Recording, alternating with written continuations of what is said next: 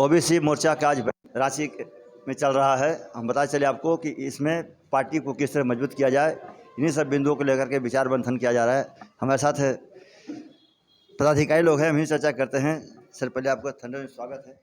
आज का जो मुद्दा है, आज का जो बैठक है हमारा, वो हमारा संगठन को कैसे आगे बढ़ाना है, केंद्रीय स्तर पर बढ़ाना है, जिला स्तर पर बढ़ाना है, प्रखंड और पंचायत के लेवल पर बढ़ाना है।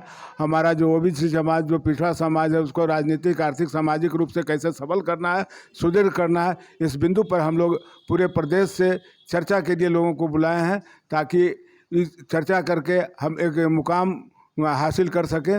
इन्हीं बिंदुओं को लेकर के कि हमारा जो संगठन है चुनाव के बाद से थोड़ा सा शिथिल पड़ गया था, लेकिन हम उसको धीरे धीरे आप मंथली और ये आगे बढ़ाने का प्रयास कर रहे हैं। मैं श्रवण कुमार, केंद्रीय महामंत्री, ओबीसी एकता अधिकार मंच, सेवानिवृत्त पुलिस उपाधीक्षक।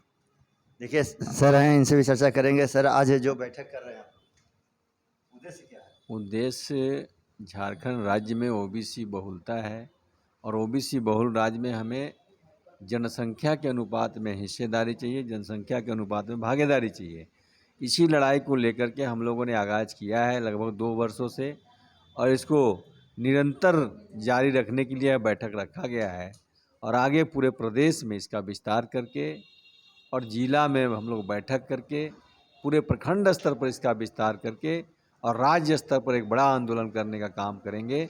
उस दिशा में हम लोग आगे काम को बढ़ाएंगे और पूरे राज्य में सदस्यता अभियान, जिलावार बैठक, प्रखंडवार बैठक, प्रमंडलवार बैठक, राज्यवार बैठक करके हम लोग इसको मजबूती प्रदान करके एक बड़ा सा आगाज़ करके अपनी हक अधिकार का, चाहे वो केंद्र सरकार हो या राज्य सरकार हो, दोनों ने हमारा जाति आधारित जनगणना कराने का फैसला किया है, पारित किया है प्रस्ताव को। उसका मैं स्वागत करता हूं। लेकिन केवल जनसंख्या का जनगणना करा देने से काम नहीं चलने वाला है। हमें जनसंख्या के अनुपात में हमें सभी क्षेत्रों में, चाहे वो राजनीतिक क्षेत्र हो, चाहे वह सामाजिक क्षेत्र हो, चाहे आर्थिक क्षेत्र हो, चाहे शैक्षणिक क्षेत्र हो, चाहे सरकारी नौकरी का क्षेत्र हो, सभी क्षेत्रों में हमें राजनीतिक, सामाजिक, आर्थिक, शैक्षणिक और नौकरी में जनसंख्या के अनुपात में हिस्सेदारी चाहिए। ये हम लोग लड़ाई तब तक लड़ते रहेंगे जब तक राज्य सरकार और केंद्र सरकार हम लोगों को दे नहीं देता है। धन्यवाद। महिला, आज अभी हम चर्चा कर रहे थे दीदी कि महिला बहुत पीछे हो रही हैं, समाज में नहीं आ रही हैं, आगे नहीं बढ़ रही हैं। उनको बढ़ाने के लिए, चूँकि आप महिला नेत्री हैं, कैसे उनको आप प्रोत्साहित करिएगा? बहुत अच्छा बात आपने, और सवाल भी बहुत अच्छा आपने रखा। और हमारी बहन ने जो बोली वो भी बहुत अच्छा बोली। सबसे पहले तो ये बात सही है कि जितने भी हमारे पदाधिकारी हैं वो अपने घर से यदि महिला का अलग जगाने का काम की शुरुआत करेंगे तो वो दिन दूर नहीं कि आधी आबादी सड़कों पर दिखाई देगी। और जिस दिन आधी आबादी सड़कों पर दिखाई देगी उस दिन ये हमारा ओबीसी मोर्चा को किसी भी पार्टी के दरवाजे पर जाने की ज़रूरत नहीं पड़ेगी। हमारा ओबीसी एकता अधिकार मंच खुद अपने ओबीसी के द्वारा लोग अपना प्रत्याशी चयन करेंगे और प्रत्याशी जीतेगा और हमारी सत्ता पर काबिज होगा। लेकिन इसके लिए हमारे पदाधिकारियों को पहले अपनी घर से अलग जगाना होगा।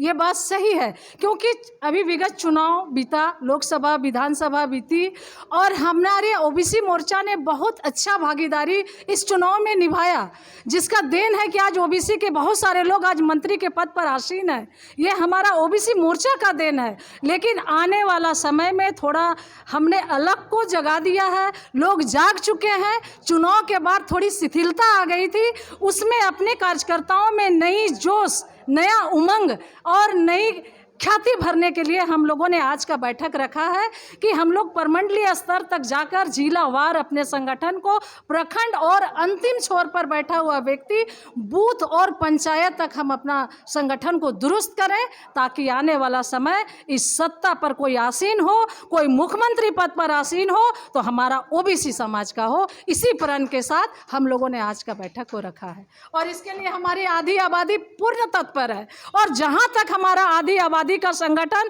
आने वाला ओबीसी मोर्चा में देखिएगा पुरुषों से ज्यादा होगी। मैं आज दावे के साथ कहती हूँ। मैं शकुंतला जायसवाल। इनके बातों में कितना दम है? इनके बातों में 100 निकालेंगे बाहर? बिल्कुल निकालेंगे। निकली है तभी तो यहाँ तक आई है। आज जो हमारी शकुंतला बहन बैठी है, घर से निकल कर तो आई है, तभी तो बैठी है। और आने वाले दिनों में आप देखेंगे कि ज़्यादा से ज़्यादा संख्या में जो आधी आबादी बोलते हैं, आधी आबादी आपको मिलेगी। ओबीसी एकता मंच की तरफ से आपको बहुत बहुत बधाई, धन्यवाद। और ये जो बैठक हो रही है, ये संगठन के विस्तार के बारे में बैठक हो रही है। इसका 1 साल करीब हो गया स्थापना का, तो उसमें सारे पदाधिकारियों को हर ज़िले से बुलाया गया है और उनको कार्य दिया जाएगा कि कार्य को कैसे करना है और पूरे ग्राम स्तर तक ये कार्य को बढ़ाना है। आज बैठक का मूल उद्देश्य यहाँ पदाधिकारियों के बीच में ही वार्तालाप है और मेन यही कार्यक्रम है। इसका मतलब ओबीसी हम लोग जितना जनसंख्या है उस अनुसार सरकार में हमको लाभ नहीं मिल रहा है, और लाभ पाने के लिए ओबीसी के लिए आगे रोड पर निकलना पड़ेगा। आज कम जनसंख्या वाले लाभ उठा रहे हैं, कम मार्क्स ला के उनको नौकरी मिल रहा है और ओबीसी को आरक्षण नहीं मिल पा रहा है। इसके लिए ओबीसी को पूरे झारखंड से एक होना पड़ेगा और एक होकर मंच पर इसको समाधान करना पड़ेगा। और इसके लिए हम लोग आगे बढ़ेंगे, पूरा झारखंड में ब्लॉक जाकर, पंचायत जाकर सपोर्ट करेंगे, है ना। आज हमारे मंच का जो मुख्य कार्यक्रम है बीडी प्रसाद जी, है ना, उनका बहुत बड़ा सहयोग है। आज कार्यक्रम में सबसे दायित्व है और इस कार्यक्रम के लिए सब एक आगे बढ़कर कदम बढ़ाए हैं। धन्यवाद।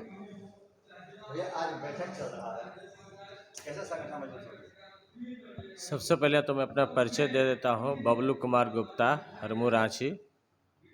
मेन आज का बैठक का उद्देश्य यही है कि केंद्रीय अध्यक्ष हमारे ओबीसी मोर्चा के केंद्रीय अध्यक्ष बीडी प्रसाद, वीरेंद्र प्रसाद जी हैं, यही आगे हैं। इन्हीं को हम लोगों को साथ देना है और संगठन कैसे मजबूत हो, इस पर मेन मंथन है। मेन मंथन है कि जैसे मान लीजिए भी झारखंड में हुआ, जिला में इसका बैठक होगा, जिला के बाद प्रखंड स्तर पर होगा, पंचायत स्तर पर होगा। कहने का मतलब है कि जनसंख्या जनगणना जो हो रही है उसमें जनगणना में हम लोगों को कितना भागीदारी है, जिस हिसाब से हम लोग का जनसंख्या है झारखंड प्रदेश में ओबीसी का, उस अनुपात न तो हम लोग के नौकरी में आरक्षण मिल रहा है, न हम लोग के राजनीतिक आरक्षण मिल रहा है, किसी चीज़ का। तो एक हम लोग आवाज़ उठाएंगे, बुलंद करेंगे, सरकार को इसका आवाज़ सरकार तक पहुंचाएंगे। इसके बाद हम लोग हक के लिए अपना लड़ाई लड़ेंगे।